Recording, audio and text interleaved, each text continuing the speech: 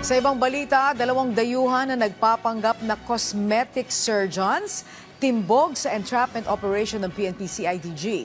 Illegal na operasyon ng mga ito na bisto matapos ireklamo ng isa nilang kliyente ang gawa nitong ilong.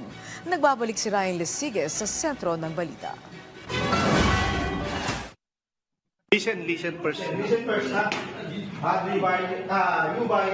You to violate Philippine law, the RA 4224, or also known as Ang babaeng nasa video at ang kasama nitong lalaki na Vietnamese na tila naka-uniforme pa ng cosmetic doctor ay target sa ikinasang entrapment operation ng CID. Ito'y dahil sa paglabag sa RA 4224 o illegal practice of medicine. Ibig sabihin, walang alam at walang background sa kahit anong cosmetic procedure ang dalawang dayuhan. Napagalaman din na wala silang permit o license registration sa Professional Regulation Commission kaya may tuturin na illegal ang kanilang trabaho. Hindi pa natin na kung nakailang taon na sila pero but I'm sure matagal na nilang ginagawa ito dahil base doon sa mga receipts na nakukuha namin, madami na silang customer.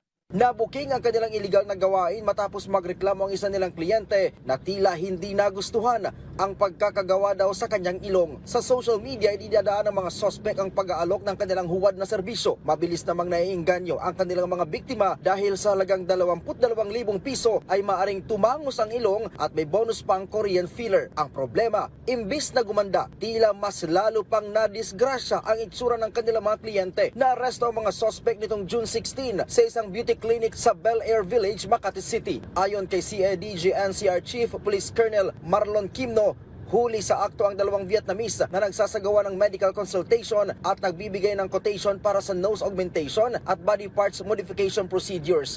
Sa mga kababayan po natin, lalo na po doon sa mga naghangad na ma-improve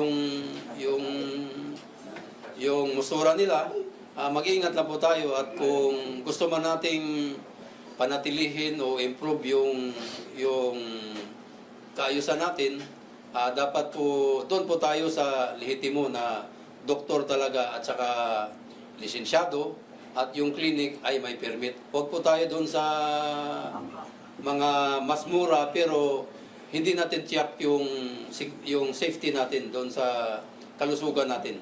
Nasa ilalim na sa inquest proceedings ang dalawang suspect. Mula dito sa Campo Crame, Ryan Lesiges para sa Pambansang TV sa Bagong Pilipinas.